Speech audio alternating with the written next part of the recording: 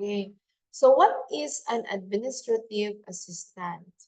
An administrative assistant is sometimes referred to as an office clerk, a secretary, or receptionist, someone who performs routine clerical and organizational tasks. So again, sa online, napoy gitawag og clerk or office assistant. They call them administrative assistant.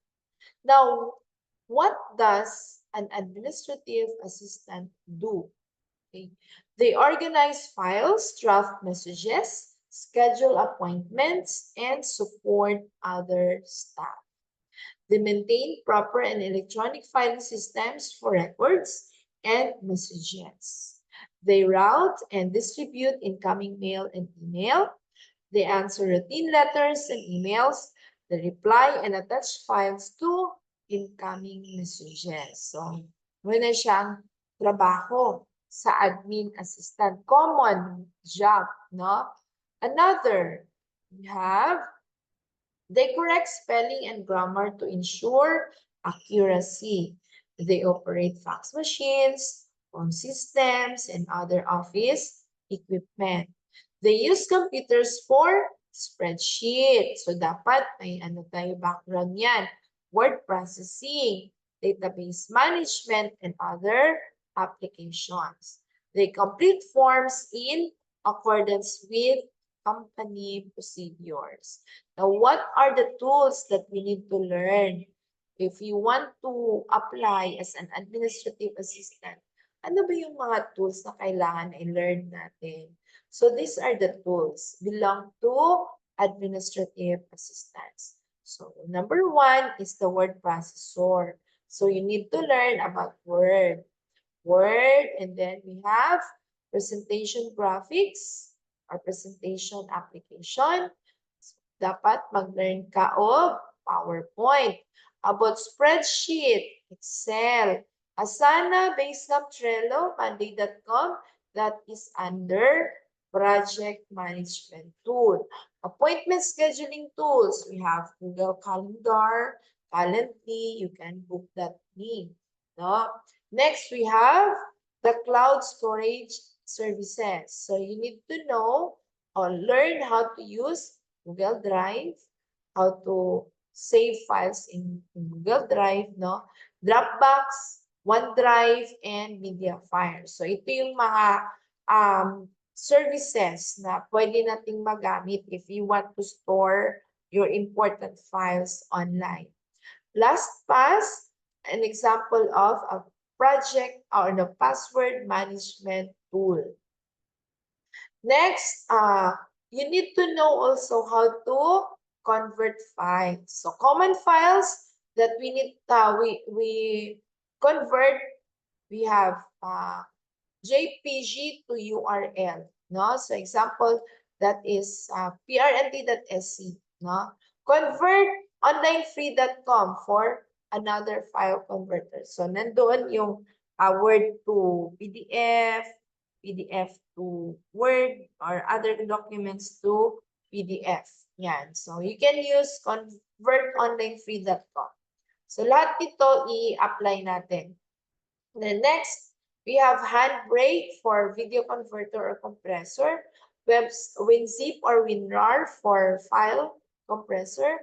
We have SaveFrom.net, Yote.com for MP4. No? If you want to download like from YouTube, so ka mag-download of MP4 file, then you can use SaveFrom.net. Okay, so may mga ibang mga websites pa, no, na magagamit natin. You just search in Google.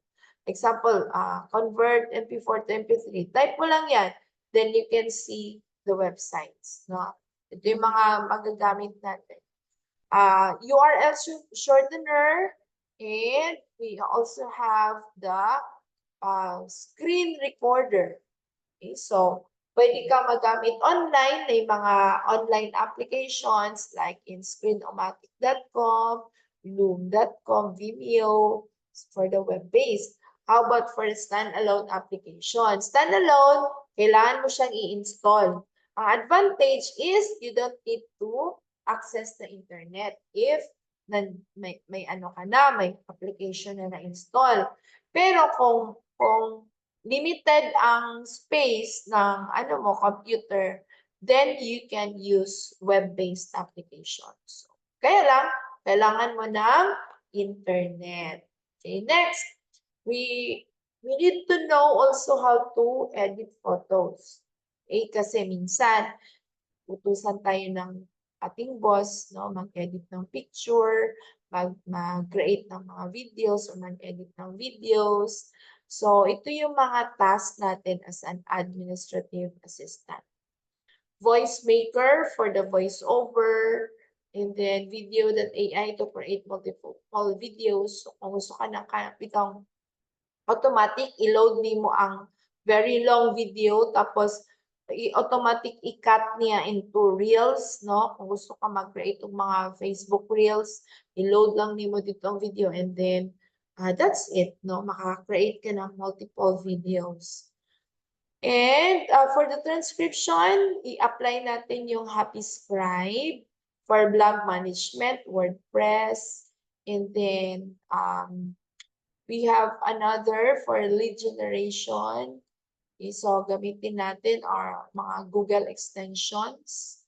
Yan. Tapos, to enhance audio sa online, dapat tayo magamit na podcast, Adobe Podcast. And then, Audacity for our activity for audio editing, Headliner.app for audiogram, and Hootsuite, Post Planner Buffer, Plannable.io. This is for social media management tool. So, di ba? As an admin VA, kailangan ka all around, no? Kailangan flexible ka talaga. Kasi minsan, mag-ask si client na mag-book ng kanyang flight, no? Schedule ng kanyang appointments. So, dapat ka malupod ka. Pero usapay, like, first timer like us, like me, wala akong background to book, no?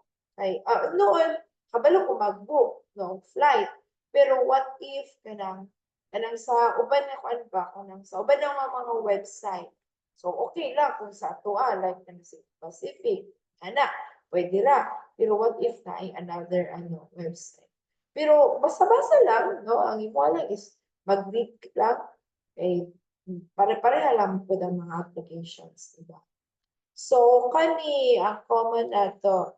So, ako, tomorrow, i-make sure na ma-access na ninyo ang page for batch 37 para na ma-review.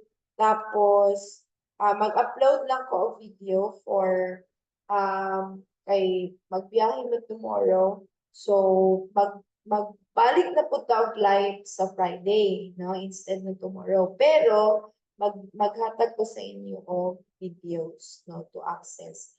Like in audio editing, kung saan paggamit sa Audacity, no?